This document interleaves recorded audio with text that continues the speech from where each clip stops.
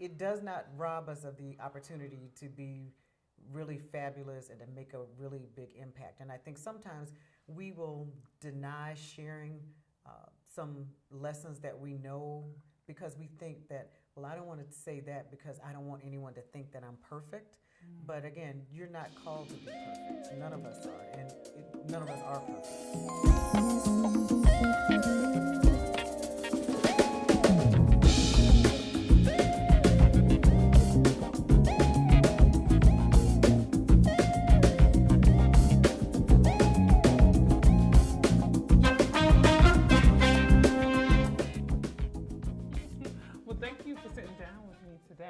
I'm glad to be here. I am so often just enamored by you and your presence and all of that. And we were recently at a women's retreat together, and you started to talk about how women in the community have kind of labeled you this Felicia. Right, this Phylicia Rashad kind of persona.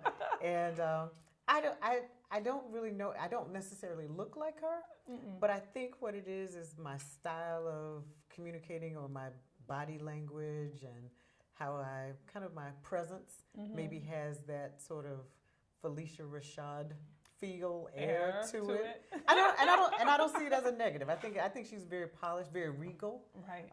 Type persona, and I think that's a positive. And for the younger generation who may not remember, I grew up with Phylicia Rashad on television, and she, when they said that, I was like, yes, that is exactly what it is, because she was like this energy that made you want to almost sit up straight and like put your kind of best foot forward, because she was like no nonsense, but she was like kind of cool, and she just was like, she planted seeds. And I think when you come into the room, when you are engaged in things, that's often what you do from my perspective, and just like watching you. And that's what I hope to do. I hope to plant seeds. I hope that what I've gained, or the knowledge that I've gained from living, or the experiences, I don't believe that any experience should be wasted, nor should any knowledge be withheld. So I believe that I am responsible for sharing what I know, the relationships I may have that can benefit other people, so that can be maximized in some other way, beyond maybe what I may have thought a particular relationship is. Maybe organizations partnering or individuals getting connected to do bigger and greater things. I think that's all important. So I don't think any of those experiences should be wasted. And I also don't believe that they are for me alone. Yeah. Do you think that is something that you got growing up? Where did this idea of giving or planting seeds sort of kind of come from? I think that I grew up in a family that, I think back to my grandmother, being known in her neighborhood or her community, and being one that people many times would rely on for information or knowledge or even connections. And I think it certainly extended to my own parents, seeing them being active in the community. Both my parents were in education. And I even remember, my father, who ended up being an administrator in the school district where I lived, he, helped a lot of people get jobs and other opportunities. So I saw him, use his position to really help so many other people. So I think I learned it from watching those family experiences that I had.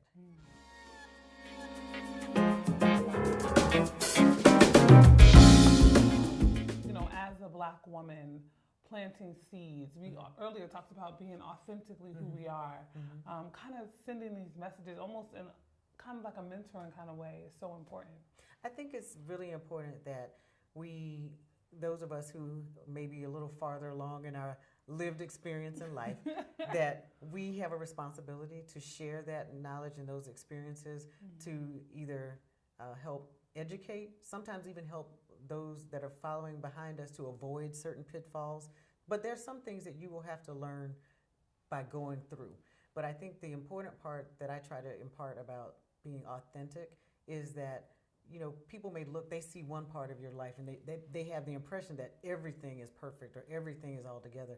And the reality is that's not true for anyone. And I think by sharing those areas where we may be struggling, or areas that we have not mastered in our lives with others, that it gives other people the understanding that you can still be a good, phenomenal, fabulous woman who's striving, making an impact, but it does not mean that you have to be perfect to do it. I think many times we will delay sharing. We feel almost like, how can I share with someone else? Because this part of my life isn't good. But you are never called to be perfect. You are called to continue to be striving. And I think many times the best lessons that we share with other people are the ones where we have really struggled, or maybe our failures, because it gives them the understanding that you don't have to be perfect. It helps to reduce some of that stress. And it also helps people to realize they can still really be very positive, have an impact, but you keep going. You know, the process is where most of the learning takes place. If it's like a baby learning to walk, you know, you don't learn to walk by, you just get up one day and you walk. It's the falling, it's learning how to balance. It's that, you know, how do I avoid this? Because I know if I went this way, I would fall or I'd hit my head. So that's what happens to us in life, that we should be learning from those areas. So I don't want you to have to go through all of the pitfalls, you know, that I may have gone through. Right. But like I said, it does not rob us of the opportunity to be really fabulous and to make a really big impact. And I think sometimes we will deny sharing some lessons that we know because we think that, well, I don't want to say that because I don't want anyone to think that I'm perfect. But again, you're not called to be perfect. None of us are, and none of us are perfect. And we can be, as I said, have mastered one area in our lives and really be struggling in other areas or be stagnant. And also, it also helps us understand that you may have done really well or mastered certain areas of your life, but at some point later on, you may need to have some growth. You're at a different stage of your life. So what may have met the need at the time in your 20s or 30s, when you're in your 40s or 50s, you may be growing in that area that at one point it fit, it worked, but it may not work when you're in your 40s or may not work in your 50s. I couldn't even interrupt you because as you were saying that, I even just felt. And that's the point. That's the point. So we can breathe. We can breathe. We can breathe. Like it's okay. It's okay. It's okay. Not to be perfect. It is okay.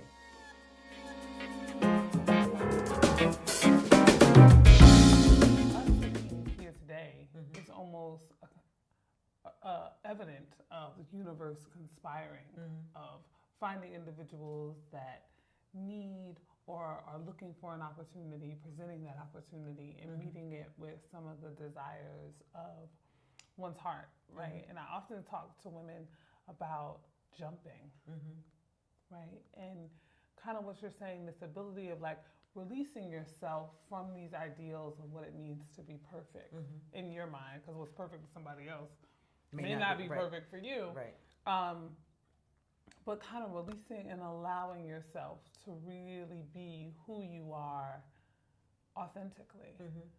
And I think trusting the process and trusting that the Creator has something for you to learn through that process. I like the thought of that there's no experience is ever wasted.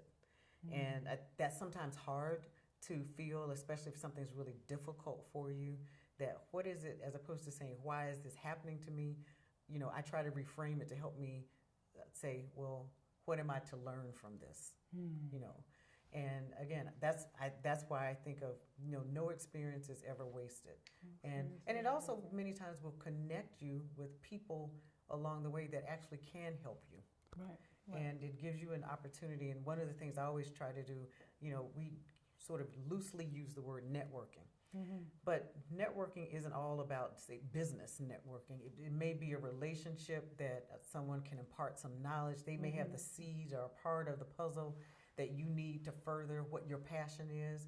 I was thinking of a young man that I work with. You know, he's got some things that he's trying to do in the community. And I actually happened to meet someone at a breakfast, and I said, you know, it might be good if you two connected to help do that. So that's one of the things I really try to do. I try to think of relationships and organizations that can connect to help further what other people's passions are, as well as mine, and but help us, you know, move things on us, you know, and make the world better for all of us. From your seat, from your perspective, from your lived experience, I want you to share with us something that you want women in 2019 to really take hold of. would say, let me think. Obviously, I talk a lot about being authentic and giving ourselves permission to rest in being authentic and being comfortable with the areas that we may not like as well, and that may many times it's temporary.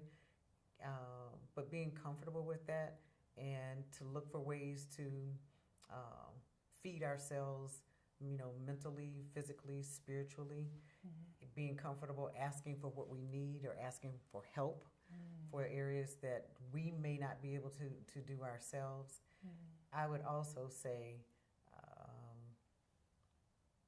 realizing that we may have to take leaps of faith.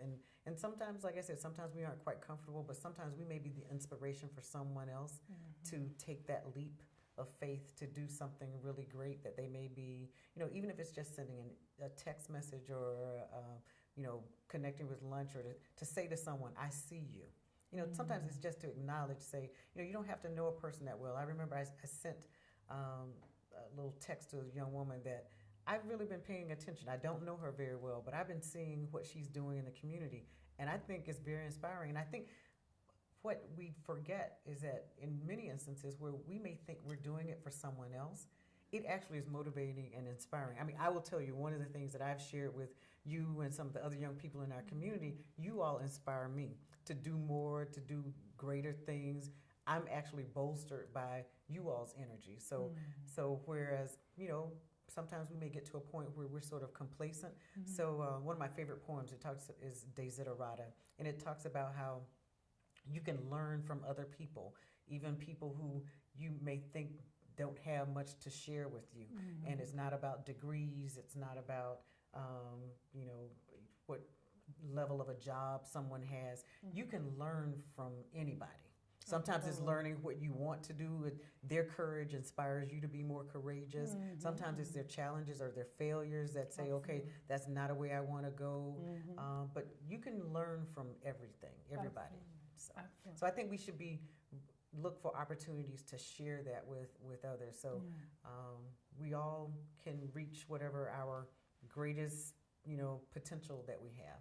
So we don't want anybody to waste anything. No. We want to slide into the end of our days tired because we have used all that God gave us. Absolutely. So we want to slide in tired. We don't want to slide in having kept those talents and those treasures to ourselves, because they are not given. Those relationships, those networks, those talents and treasures, they are not given to us for us alone.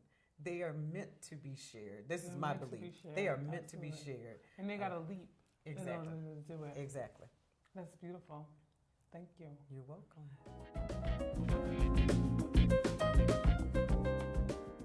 Just at least acknowledge that there are areas where you're still growing and developing, or that you're really stuck in right now in your life. So I think it gives people the ability to see you in all of your allness, and not just give them the impression that you've got this totally ideally perfect, because there is no such thing. There's no such thing, and that's why I think when we were and you can still be good and fabulous. Yeah, right.